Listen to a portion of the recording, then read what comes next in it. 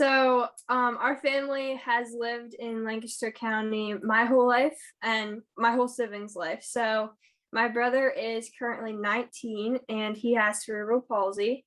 He had a stroke at birth, which led us to the point where we're at now.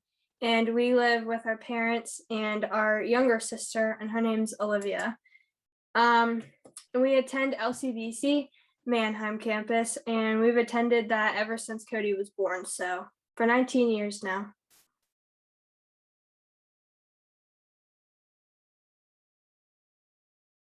It definitely slows things down compared to the normal pace of a family routine, but we've gotten it down, divide and conquer. Just pretty much working around it and relying on the support of your family and relying on the support of others around you. I think like generating a community that you can trust with both your family and your life is very important when you're dealing with life with a disability. And that's something that over the last 19 years, we're obviously still trying to perfect, but just doing our best with what we have and making it work.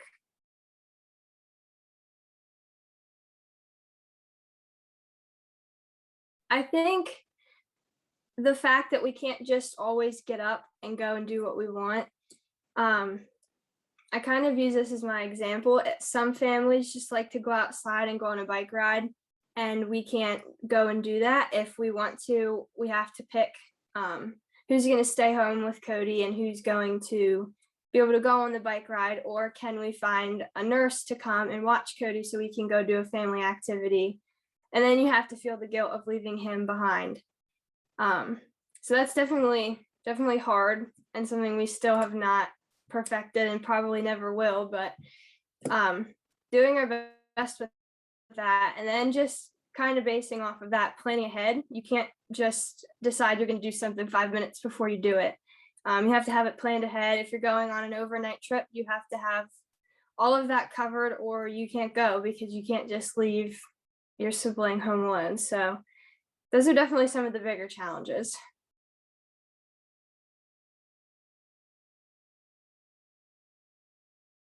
The biggest blessing for us right now, I would say, is the community that we have around our family.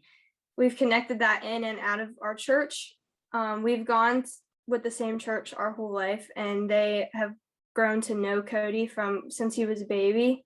So it is really cool to see people come up and be like, "Oh, I saw you're so big now," like, because they took care of him when he was very tiny. So that's cool, and you get to meet a lot of new people um, in and out of daily activities like school. You get to meet your siblings, members that take care of him at school. Our family is blessed enough to be able to have a nursing agency that helps us out a lot. I have no idea where we would be without them, so that's definitely a huge blessing. Um, and then obviously just our church and the community that has built around Cody.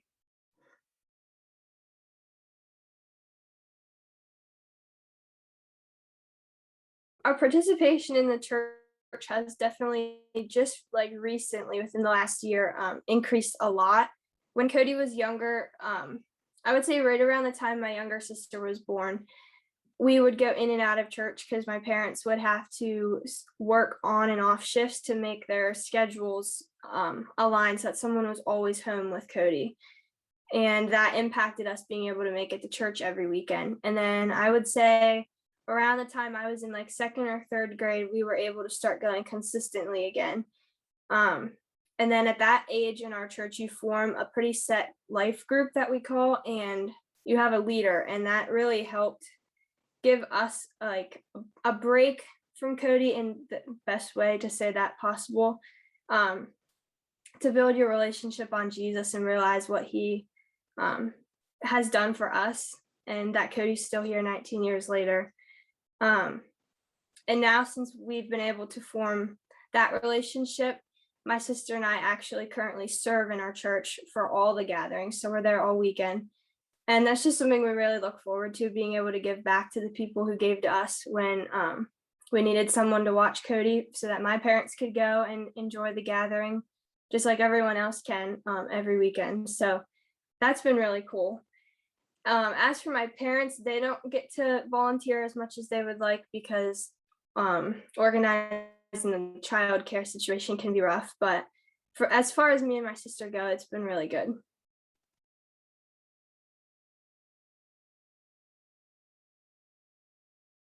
I think a support system is just the best thing you can do, not really trying to compare what you have to the normal family situation.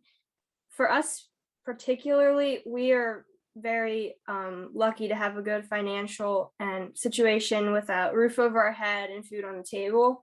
There sadly there are a lot of special needs kids who don't have that opportunity like Cody has. So for kids in that situation, I would say just give whatever you're called to give in whatever way possible, whether it's time, money, food, childcare, any of that to alleviate some stress from the parents and their siblings, because their siblings can definitely feel the stress off their parents.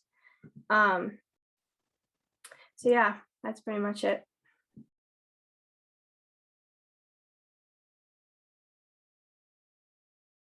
I would say that from the outside, a special needs family doesn't always look like the normal family, but on their side of things, they definitely feel that's their normal. They have to learn to create their own normal, how I like to say it. And um, the best thing that you can do is you just have to support them and help in any way you can that supports their normal in their life and whatever they need.